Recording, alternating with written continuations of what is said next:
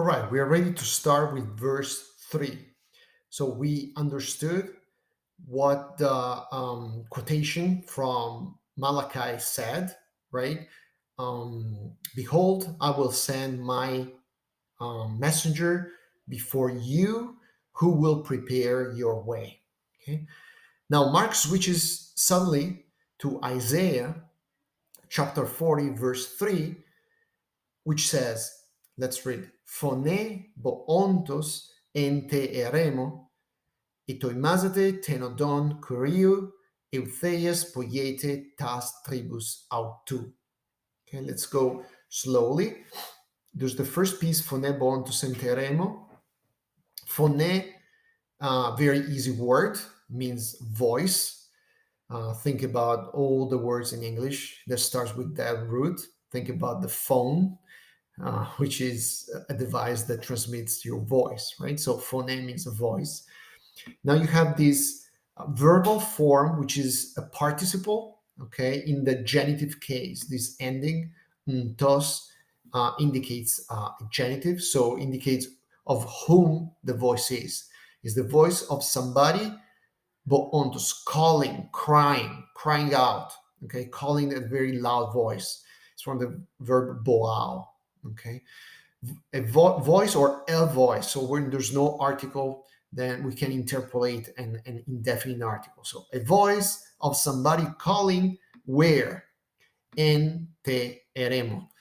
Here is specified the place where this happens. Okay, en te eremo. We already saw this type of construct. Ento Isaiah means in Isaiah, right? Ente eremo means in the. And then you have this word, which actually, again, it's very easy if you think about some English words. For example, eremite. An eremite is somebody that lives secluded, completely isolated from the rest of the world. Well, the same meaning is in Greek. It means a lonely place, a desert, a wilderness. Okay, so this is the translation of the word wilderness in Greek. So a voice of somebody calling in the wilderness. All right, and what does this voice say? Well, this is what it says. Itoimazate tenodon kuriou. So that's the first part, and then the second part is Eutheias poiete tas tribus atus. Let's start with the first one.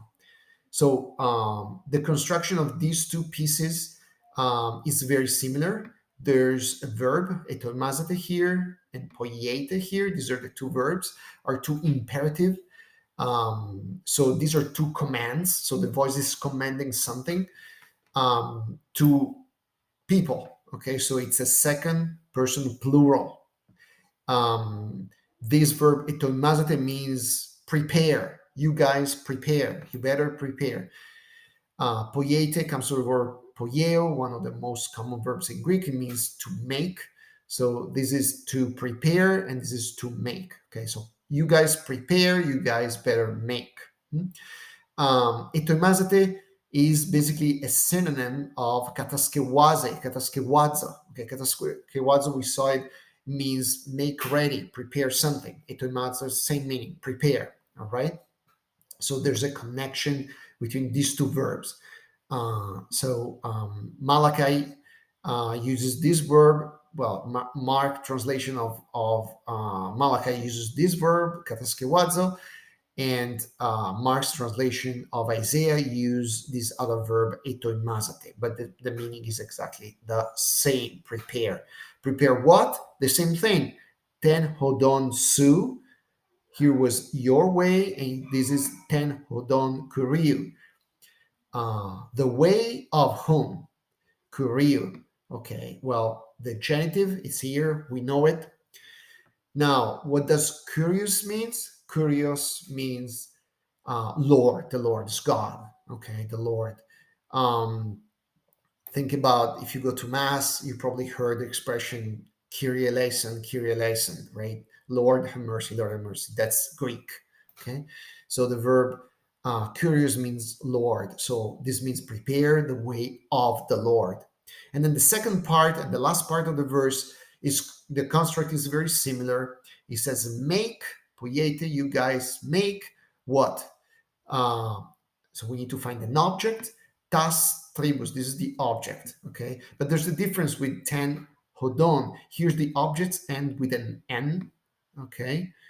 With a nu, which indicates that it's an accusative singular, okay? Prepare the way. Here, this S or this sigma indicates that it's an accusative plural, all right? Um, but the meaning is the same. Tribus means again path, road, way. Okay, prepare the ways, plural. Prepare the ways. Autu again, it's a genitive. Okay, so indicates the way of whom. Okay, autu. Autos is personal pronoun, third person singular. Okay, so it means in this case of him. Okay, of him. Make the ways of him. And again, it's the same construct. Greek, instead of saying make his ways, likes to say makes the ways of him. We can translate make his ways. How? Makes his ways. Eutheias. And you see that Eutheias ends in alpha sigma, which matches the article alpha sigma, which is an accusative, plural, feminine. Okay, alpha is used for feminine because tribus is a feminine noun, and so it matches as it should. And so make the ways of him his ways. How? Eutheias. Well, you probably recognize this prefix eu, which means good. We already learned that. And so Eutheias means nice, good. Basically, how can a road be nice if it's straight, if it's plain, if it's nice, if it's smooth? Okay, Eutheia is all this meaning. Okay, so what this voice in the wilderness is crying out is prepare the way of the Lord, make straight his ways. So we're now in the position to understand why Mark combines Isaiah with Malachi. Okay, so Malachi says, behold, I will send my messenger before you who will prepare your way. What does Isaiah say? A voice of somebody calling, crying out in the wilderness, prepare the way of the Lord, make straight his ways. So, where's the connection between the two prophecies? Well, in this particular piece, Malachi talks about a messenger who will prepare the way.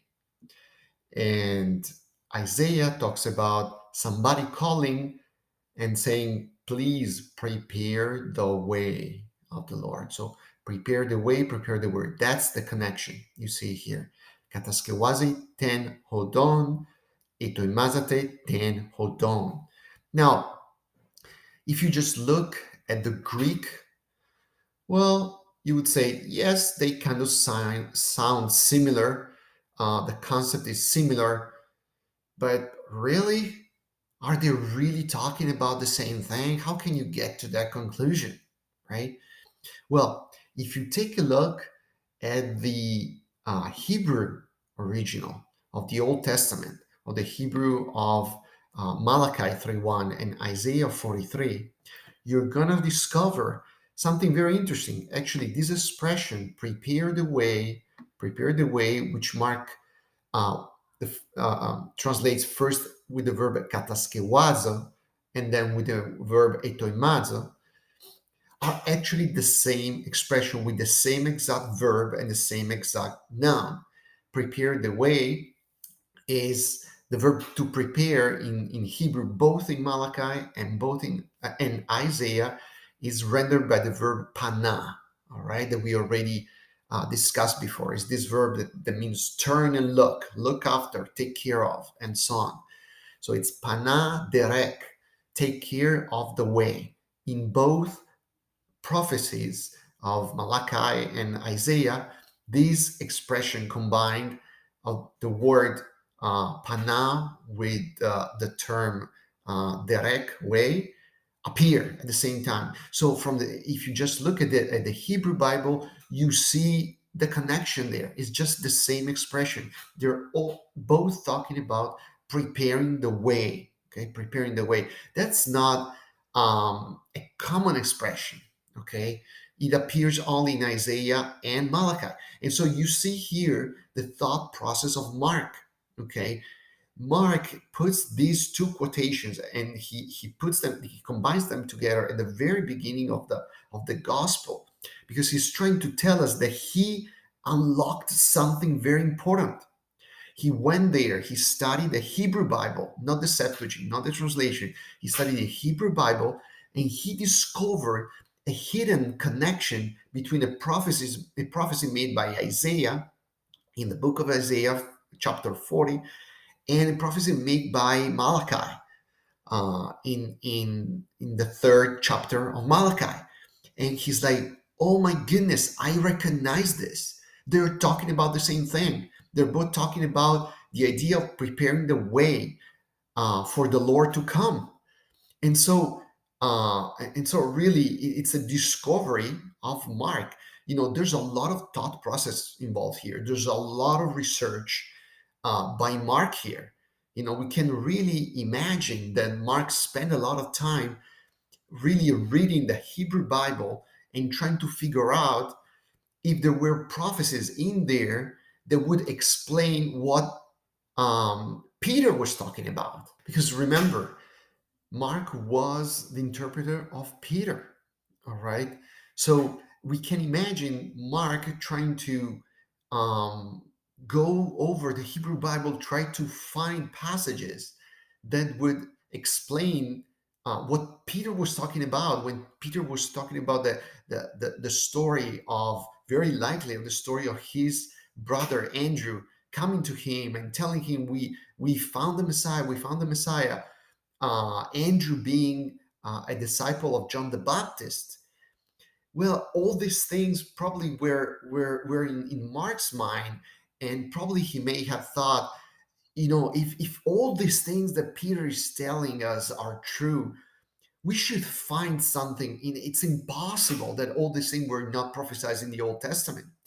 And so he goes in there and he finds this powerful prophecy by Isaiah, and then probably he remembers about having read something similar in Malachi. And so, he puts the two together, and immediately they click together, and he has now a bright picture of what Peter is talking about. There you go.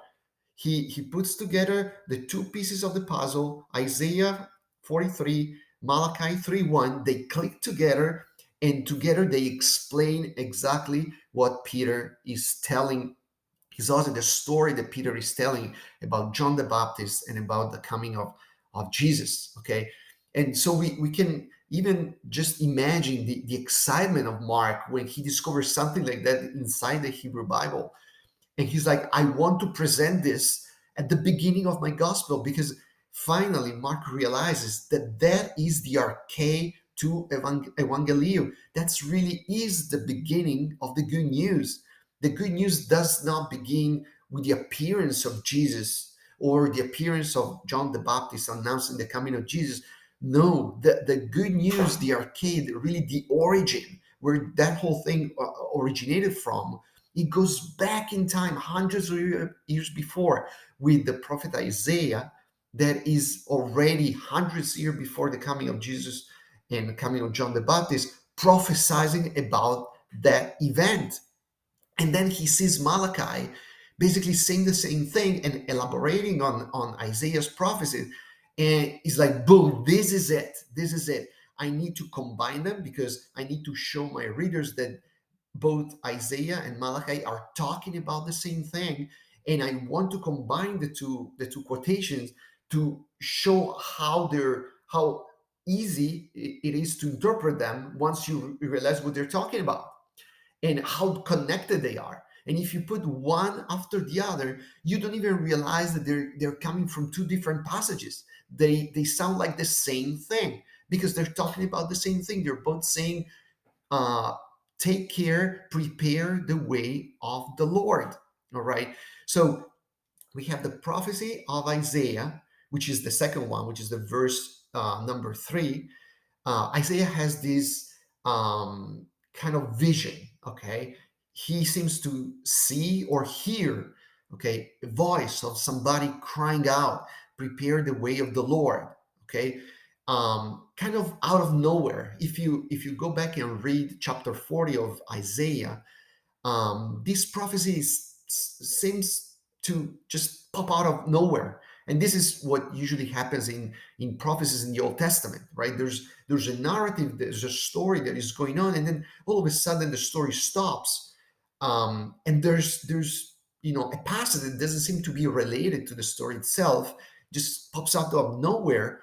But then you reinterpret that, and you think about it, and you realize that it's like a sort of illumination that prophet had, right? It's sort of that's exactly what a prophecy is, right? Um, and so there's this this flash that Isaiah has about a voice that he sees or he hears crying out, "Prepare the way of the Lord," and that's it, okay? But then years and years after, um, another prophet, Malachi, comes and he elaborates on that, because Malachi tells us that actually God Himself promised to send a messenger who will prepare the way of the Lord. All right. And so Mark says this is the same thing. Malachi is actually giving a little more detail about this thing, about the prophecy that Isaiah put together. And so what? They're the same prophecy that explains why when Mark says at the beginning of verse 2, as it has been written in the prophet Isaiah, he just quotes Isaiah. Why? Because the prophecy, the original prophecy, is not from Malachi, it's from Isaiah. The prophecy of the coming of this messenger that would prepare the way for the coming of the Lord is not from Malachi, it's from Isaiah. He was the first one to have that vision, who made that prophecy. Malachi prophecy is not a new prophecy, it's the same Isaiah's prophecy. He just elaborates a little bit on that, and he let us know that actually there's going to be this voice that Isaiah heard is actually coming from a messenger that is going to be sent directly from God. But the prophecy is the same. There's going to be somebody that is going to cry out in the wilderness, prepare the way of the Lord. So we understood finally that Mark is not misquoting Malachi, is not misreading the Bible, didn't quote the Bible wrongly. He simply quoted Isaiah because the prophecy is from Isaiah. And what Malachi is elaborating on is not another prophecy, is the same thing. Okay, this is the deep connection and the deep important discovery between these two things that Marx wants us to be aware of. So now let's take a look, as we did with Malachi, to the original Hebrew of Isaiah. Again, we're going to go very slowly, and we're going to try to match each single word in Isaiah 43, which you see on the top, with each word in Greek translated by Mark. Okay, it's going to it's going to be a very interesting exercise. Again, Hebrew goes from right to left. So let's start. The first word reads kol. Kol means a voice, so it's in direct connection with the phone. All right, and then there's a verb, a participle, kore, which is a participle from the verb kara, which means cry out, call in a loud voice. Again, in perfect connection with ontos. Okay, so far so good. Exactly, Mark is translating literally. Okay, a voice of somebody calling, phone ontos. Now, what is this part here? Bamidbar. So this beth at the beginning, we see it. We saw it already. It's a preposition. It means in. Okay, it's the Greek en. Okay, and midbar means wilderness, desert. So, but midbar means in the wilderness, in the desert. So this part exactly matches ente eremo. All right, beautiful. After that, probably you recognize this expression. This is exactly what we're talking about. Panu derek. Panu comes from the verb pana, prepare, direct the way, prepare the way. This is exactly what Mark is saying. Etoimazate ten odon. Okay, prepare the way. Okay, so it's the same expression used by Malachi. That's what we were talking about.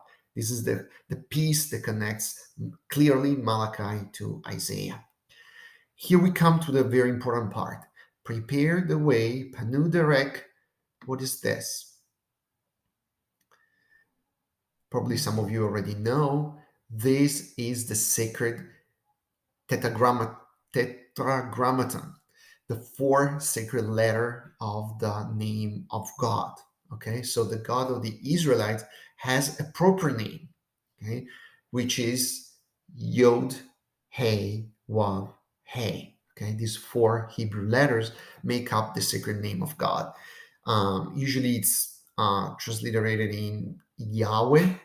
Okay, but the interesting part here is that if you look at the vowel, okay, that have been put down here, they don't sound like a Yahweh. Okay, why? Because this is Jwa. Okay, this is the sort of a short e. Okay, usually it has this symbol here.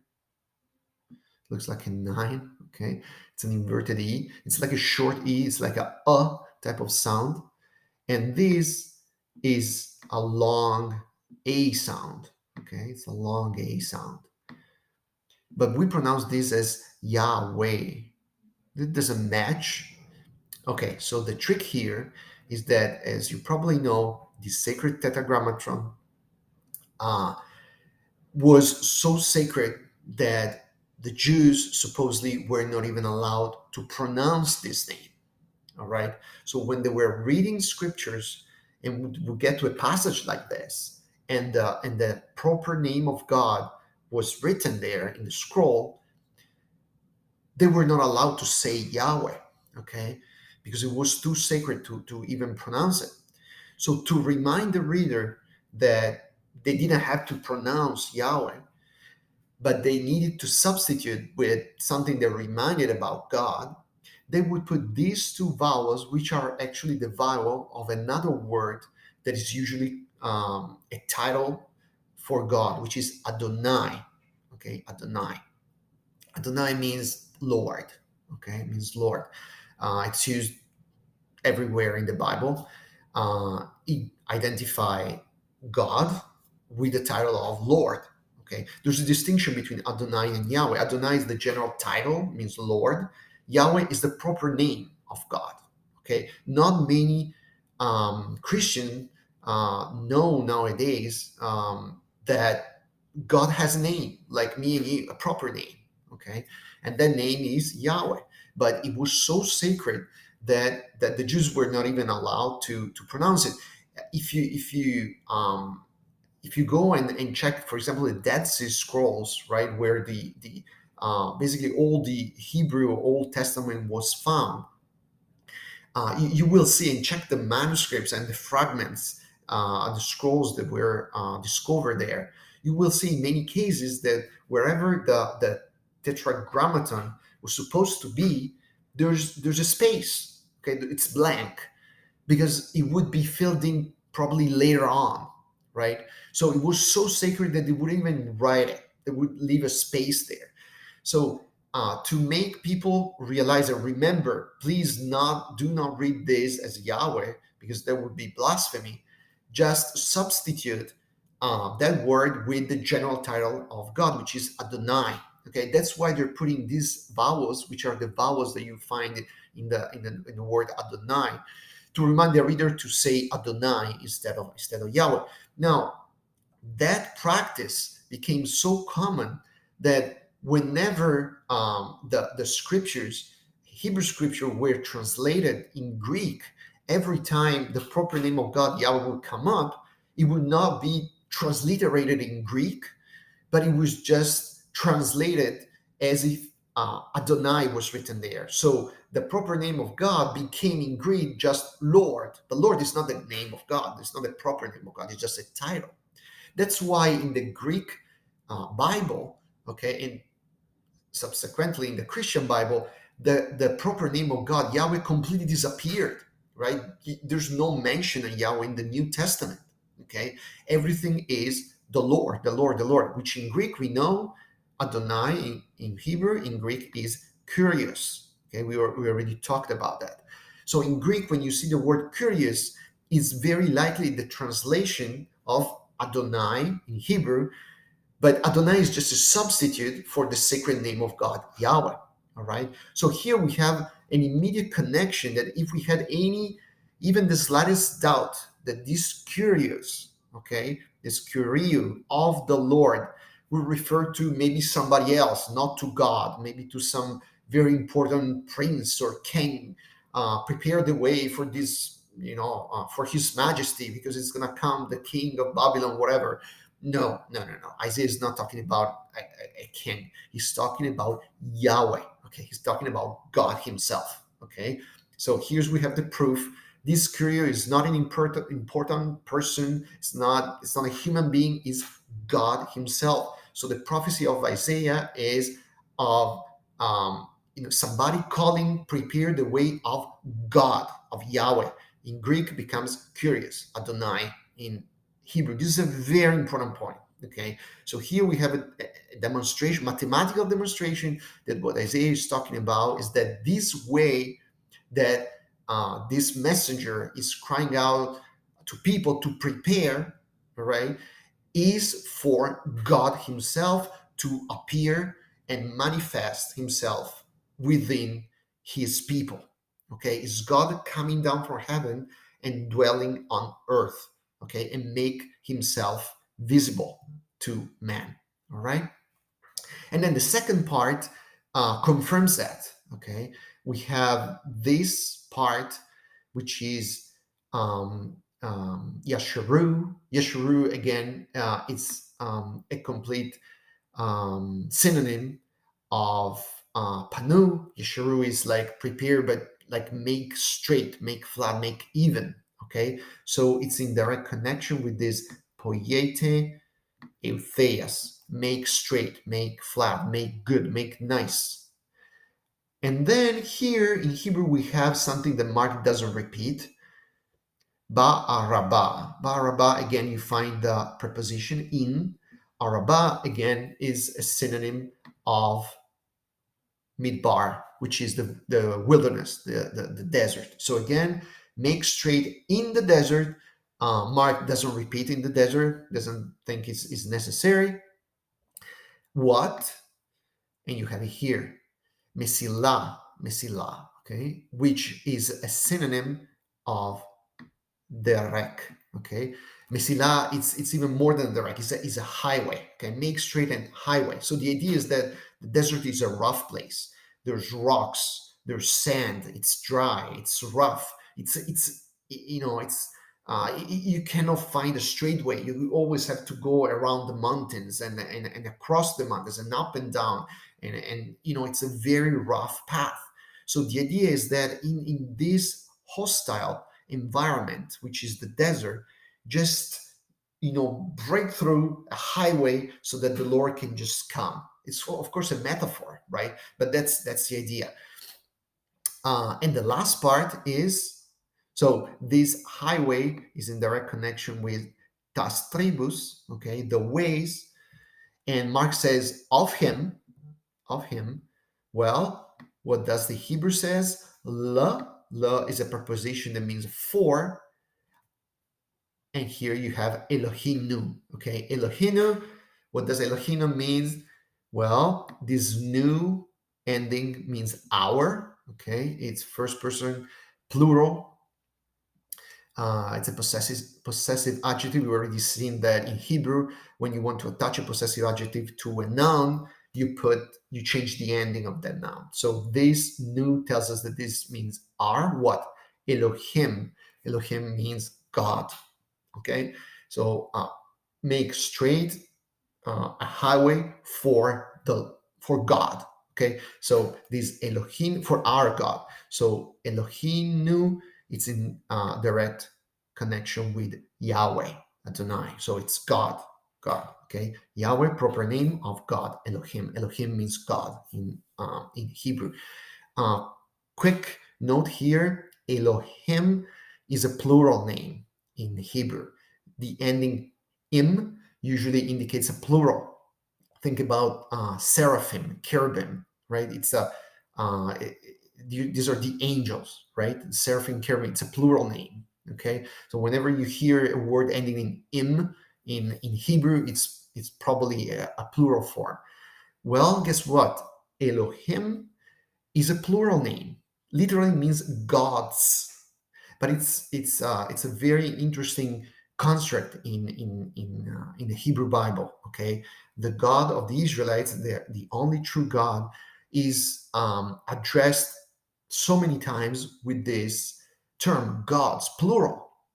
But then the verb associated with gods is actually in the third person singular. So literally, whenever in the Bible it says God said or God did, okay, or God says or God does, the grammatically from a strictly grammatical point of view, the Hebrew text says God's says or God's does, which of course doesn't match, right? It's a plural with a third person singular, right? But whenever that happens, is because gods is not thought about as the pagan gods, but is actually the only true God. So even in the Hebrew Bible, we have this hint that yes, God is one, but he's also more than one. Is plural. Yes, the verb is singular because there's a unity in God, but there's also a multiplicity, a plurality in God that it's inside its name, which is plural.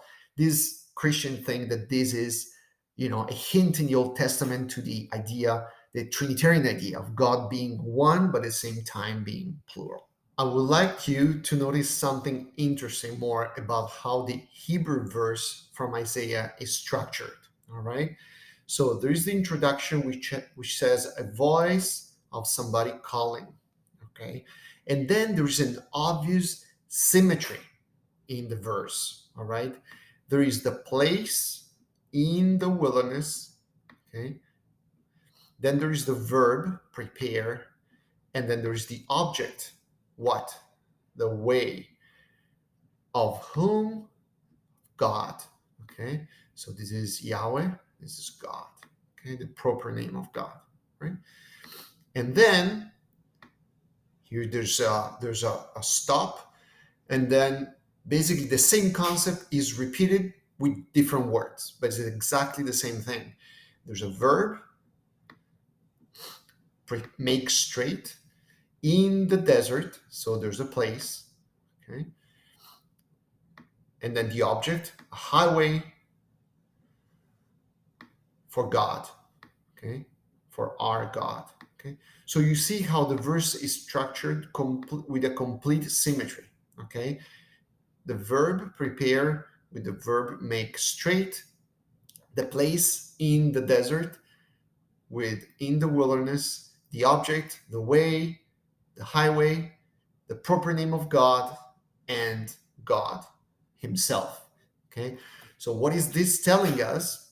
A very simple thing, that if we had to put some punctuation here, we would have to start the quotation mark here, from here to here. This means that a voice calling out or crying out, what? Okay, so this is the starting point. It's a voice calling out what?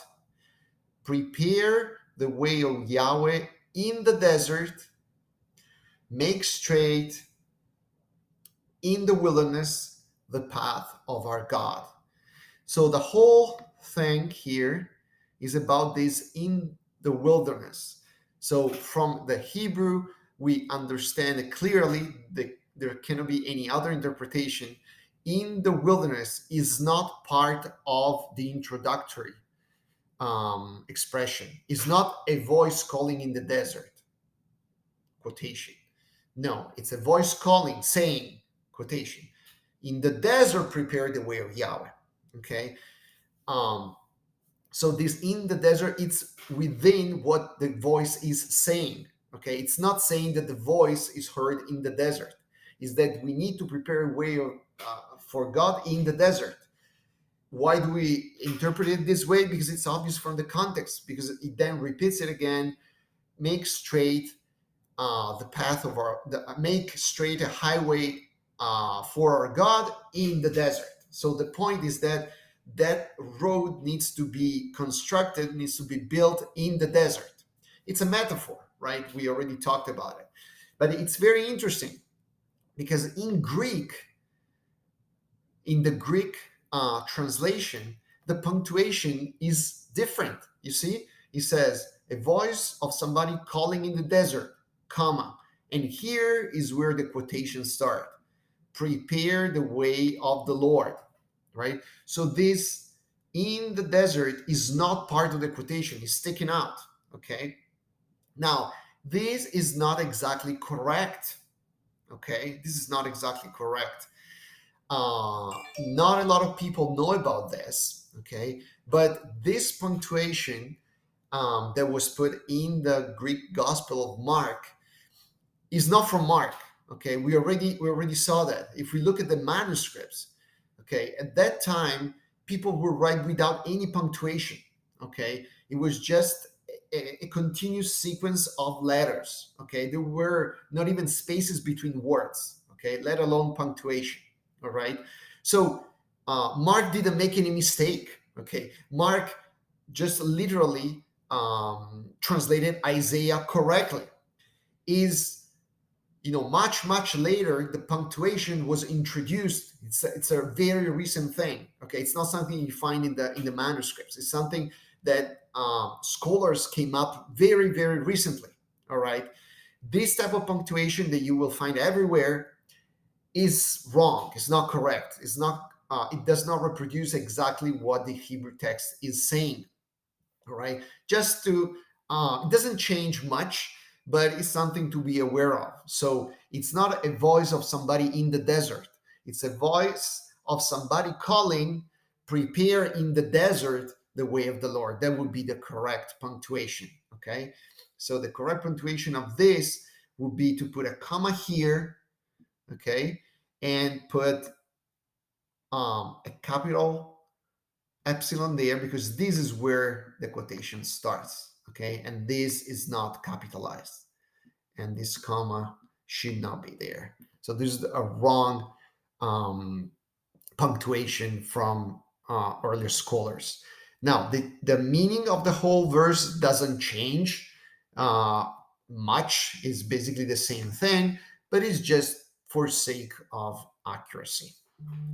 Now, it's worth to expand a little bit to get the context of these two very important prophecies. Okay, so let's start from Malachi.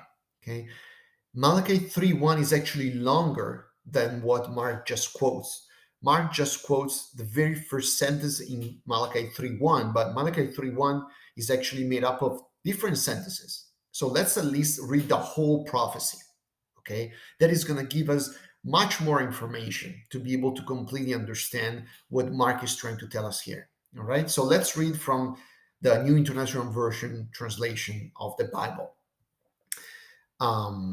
Is God is speaking here. I will send my messenger who will prepare the way before me. This is what Mark is quoting. And then Malachi continues in his prophecy. God keeps speaking and says, then suddenly the Lord you're seeking will come to his temple. The messenger of the covenant, whom you desire, will come, says the Lord Almighty. Okay, let's try to understand here. So God is speaking. He's saying that he's going to send a messenger who will prepare the way before him. Okay, what does that mean? It means, remember, before me, before my appearance. So God is saying, I'm going to manifest myself to my people. But before that, I need a messenger to announce me and prepare my way. All right. So we are expecting the Lord God to, once that way has been flattened out, to come to the people of Israel. Okay. And in fact, the second part, it says, then suddenly the Lord you're seeking will come to his temple. Okay. This is the appearance of God, right? And this expression, the Lord, in Hebrew is rendered by the expression ha-adon. Okay, we talked about the term Adonai, which means Lord. Ha-adon is the singular version of ha-adonai. Ha-adonai is actually plural. We talked about that part, that God is very often referred to in the plural. Ha-adon means the Lord, okay, and it's used to as a synonym of God, okay. Why do we understand that the Lord that God is talking about is God Himself? Because He says He will come to His temple. Okay, the temple is of God, right? His temple. The only owner of the temple is God Himself, right? But then God says something very interesting. He says something even more. He says, the messenger of the covenant whom you desire will come. So it's repeating the same thing, okay, as in Hebrew always happens. A concept is expressed, and then the same concept is repeated with different words to completely make the things clear, okay, so that no gaps are left, okay. So we have any doubt of what suddenly the Lord you're seeking will come to his temple is about, then we read more and we understand everything, okay. So God is talking about another messenger. This messenger here, this angelos here, this malak, okay, in Hebrew hamalak, the messenger, is different from this messenger, okay? Obviously, because this messenger has a very particular task. This messenger will prepare the way before the coming of the Lord. Now, this messenger is who, who will come, all right? So, this messenger is not the one who's going to prepare the coming of the Lord. The messenger is the Lord Himself, is that manifestation of God. All right. And in fact, this is the only interpretation possible, right? Here it says, suddenly the Lord you are seeking will come, the messenger of the covenant whom you desire. So there is this specification. I know that you Israelites are longing for God. You have been asking to me to reveal myself, to come to you. Okay, I know that you're waiting for me. You're waiting for my manifestation. Okay, you're seeking me, you're desiring me. Well, guess what? The Lord you're seeking will come. The messenger of the covenant will come. So this messenger of the covenant, this malak, this angelos, okay, different from this first angelos, who will just prepare the way for this new angelos, is the messenger of the covenant. Who is this guy? Well, it's the Lord. It's the Lord Himself, Ha Adon, okay, that is going to come to His temple. Okay, again, cannot be any other than God Himself. Why? Because God says that this first messenger will prepare the way for the manifestation of me. So it's obvious that it's God that is manifesting Himself. But look at this. It's very interesting because God starts shifting from the first person singular in the first sentence before me to the third person singular. Okay, then there's like a sort of disconnect where God talks to Himself, identifying the Lord and the messenger if he were a different person from God Himself. Okay, the Lord will come, the messenger of the covenant will come. Okay, now let's keep this in mind. Okay, this switch from first person singular to third person singular, as if God is talking to somebody else who is God but is different from Himself. Now let's switch to Isaiah chapter 40 and let's try to enlarge the context of where that prophecy is coming from, that voice out of nowhere that cries out, prepare the way of the Lord in the desert. Where's that prophecy coming from? Okay, it's very important to enlarge our focus to understand the context of the whole prophecy. All right. So we're going to read from the beginning of that chapter and a little bit farther down, and things are going to clear up completely. Okay. So let's read. This is God talking. He says, comfort my people, says your God. Speak tenderly to Jerusalem and proclaim to her, to Jerusalem, that her heart service has been completed, that her sin has been paid for, that she has received from the Lord's hand double for all her sins. This is an incredible announcement from God. God is saying, go and speak nicely to Jerusalem. Okay, the time of speaking harshly to Jerusalem is over. Okay, if you're familiar with the Old Testament, God had not spared harsh word against his people. You know, he's calling them, the worst things, all right, because they keep rebelling against him, they keep falling away from him, and so on and so forth. But here is the moment where God's mercy wins over his justice, where God's mercy completely pours out and washes away the sins of his people. Okay, this is the most important part. Announce to my people that finally my mercy has won and their sins have been paid for, have been atoned for. This is an incredible announcement. All right, and this is exactly where verse 3 starts. Okay, and where we have this prophecy of this voice crying out. Okay, so if we don't have this introductory verses, we cannot really understand where this prophecy of the voice calling is coming out. So this voice is the voice that is calling and announcing this amazing news that God has forgiven all your sins. Okay, that mercy from God is being poured out over the world. Okay, now here's where we have the quotation from Mark. Okay, a voice of one calling in the wilderness, prepare the way of the Lord, make straight in the desert highway for our God. This is what Mark is actually um, quoting.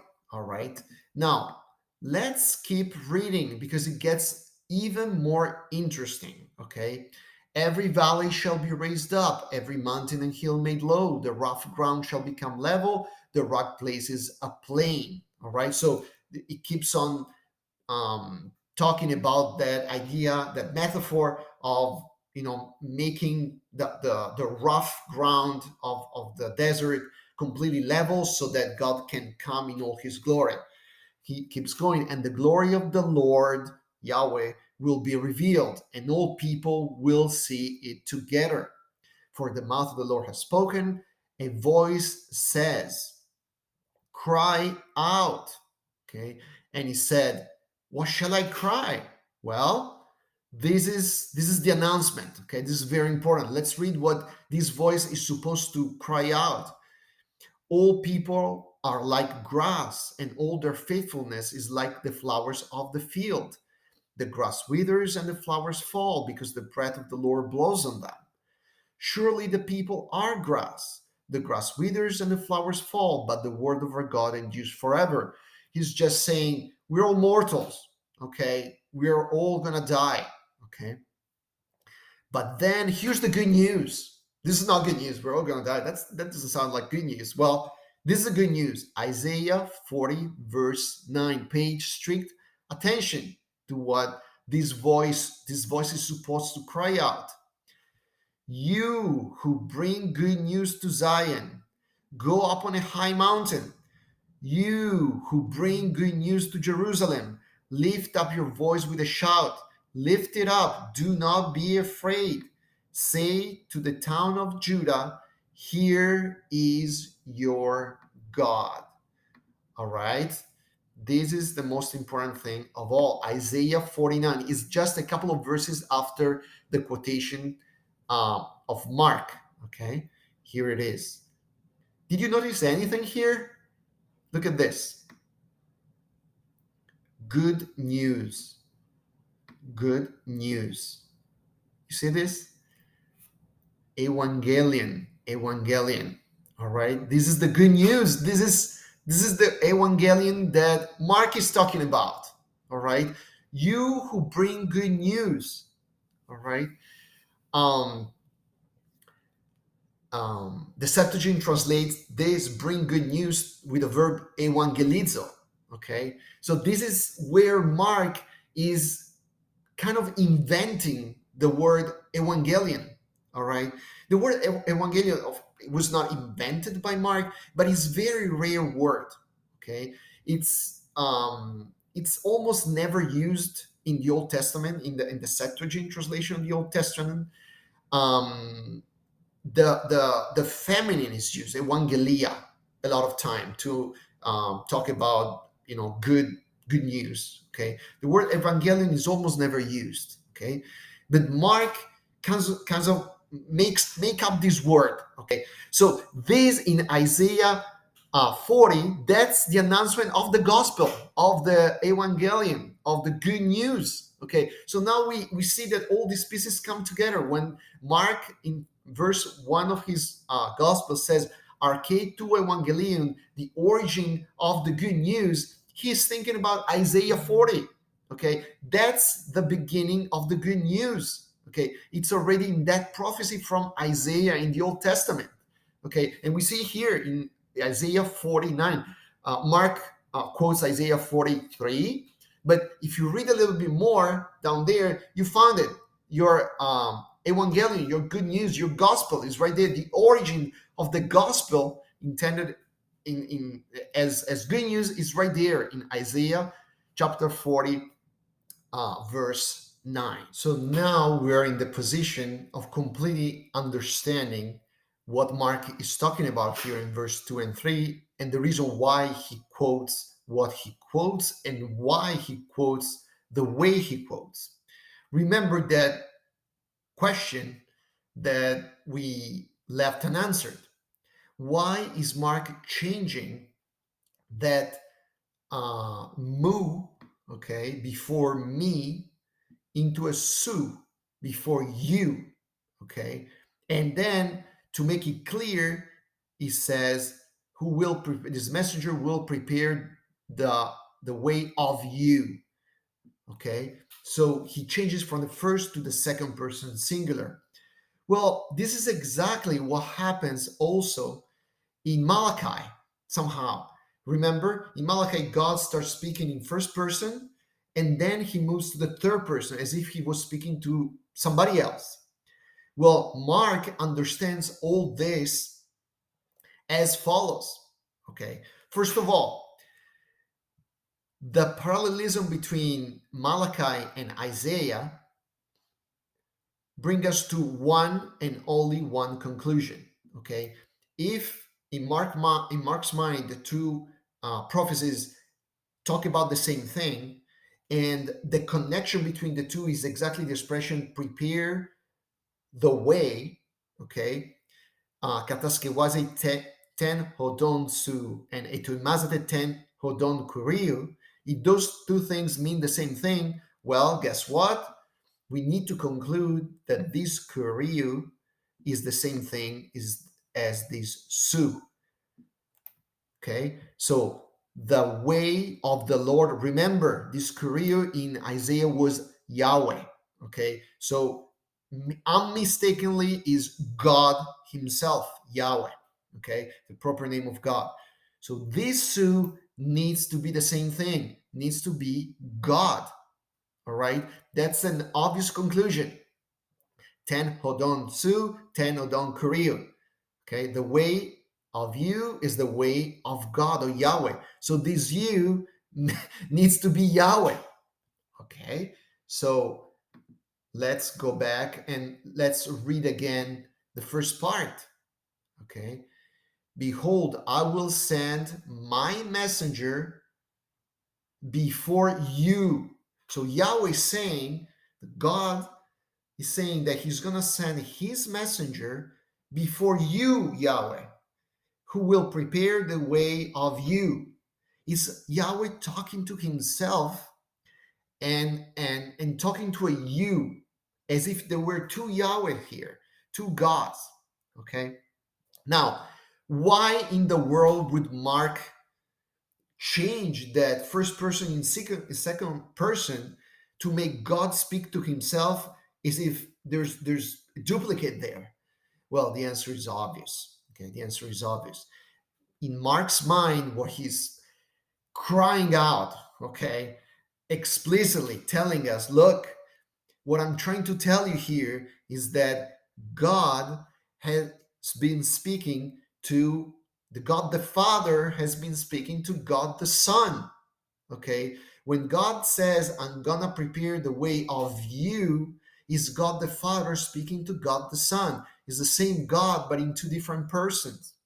Okay, and so we this, and again, we're this is not the place, and it's not the point here to try to understand if Mark's conclusion is correct or not based on the sacred scripture. Okay, if you ask a Jew, you would say that Mark got it completely wrong, but that's not the point here. The point here is just to understand how Mark's mind is working. Mark is sending us a huge hint about what he's thinking. He is thinking that that Jesus, that is the one who's gonna eventually appear, right? Jesus Christ, the Son of God. Well, guess what? Is God Himself? Is Yahweh? Is Yahweh coming into the world in human form? This is what Mark is trying to tell us here. Okay, this is where these whole prophecies come together. Mark is taking Isaiah, is connecting Isaiah with Malachi, is putting them together. He's comparing these prophecies with what happened in reality, and he's concluding that Jesus is not only the Son of God, but is God the Son. All right, Himself is God Himself made human. All right, this is the conclusion of Mark in verse 2 and 3. Now, um, this is clear.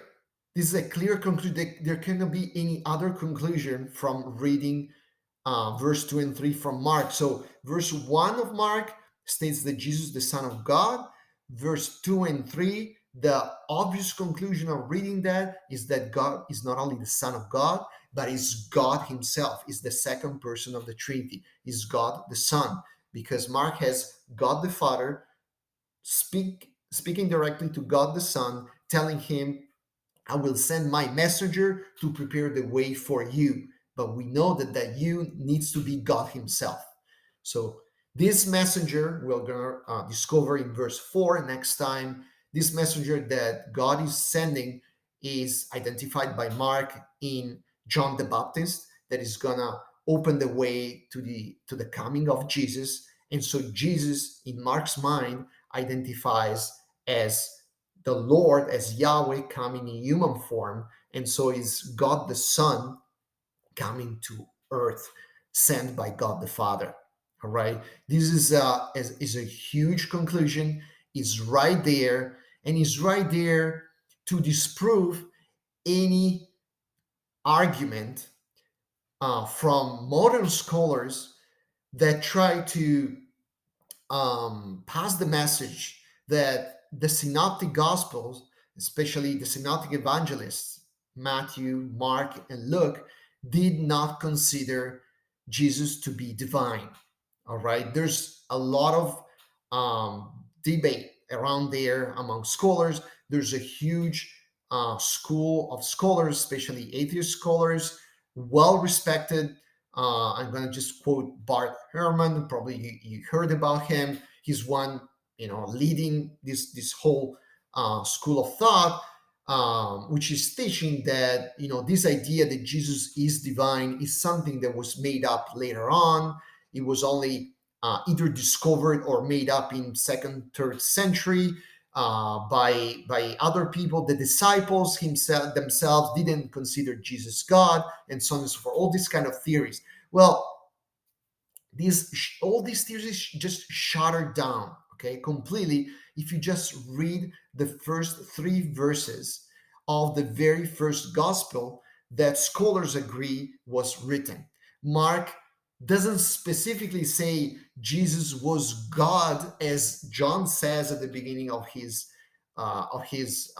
gospel, but hey, it's just we just need make 2 plus 2. It's not, you don't have to have a PhD here. You don't have to be a biblical scholar. You don't have to know Hebrew. You just have to put the prophecy of Malachi together with the prophecy of Isaiah and say, hey, this you that Mark is talking about needs to be the same as Kyrie, which is Yahweh, so that Jesus needs to be God Himself. Very simple conclusion. Now, if you don't want to say it, you will not say it, but it's there. Mark in verse 2 and 3 is calling Jesus not only to be the Son of God, but to be God Himself made flesh. Now that we discover all this, we can understand why, out of the whole Old Testament, Mark chooses these two prophecies. Okay, and that's because he considered these two prophecies to be the most important prophecies in the Old Testament, because that's the announcement of the coming of God within His people. Okay, what's more important than that? That's the prophecy. Okay, and not only that, Malachi 3.1 is not just a prophecy. Malachi 3:1 is the very last prophecy of the Hebrew Bible. Malachi is considered to be the last prophet. Okay? After Malachi, there was complete silence from God for hundreds of years. This is so powerful if you think about it, right? The Jews were left with the last prophecy to be that prophecy of Malachi, of God saying, I'm going to send my messenger before me because behold, I am coming. Wait for me. Suddenly, I will appear in my temple. The messenger of the covenant will come. The one that you seek, the one that you desire will come. And then that prophecy remains completely suspended in the air for hundreds of years. All right. So the Jews have been waiting for the fulfillments of this prophecy, of this promise from God for hundreds of years. So you can understand the excitement, okay, of Mark when he realizes that this prophecy of Malachi, which is the very last prophecy left up in the air in the Hebrew Bible, finally is fulfilled with the appearance of John the Baptist in the wilderness, who cries out, prepare the way of the Lord, because the Lord is coming. And guess what? Who is coming? Jesus. After him, we're going to see next verse, Jesus as not only the Son of God, but God Himself in the flesh.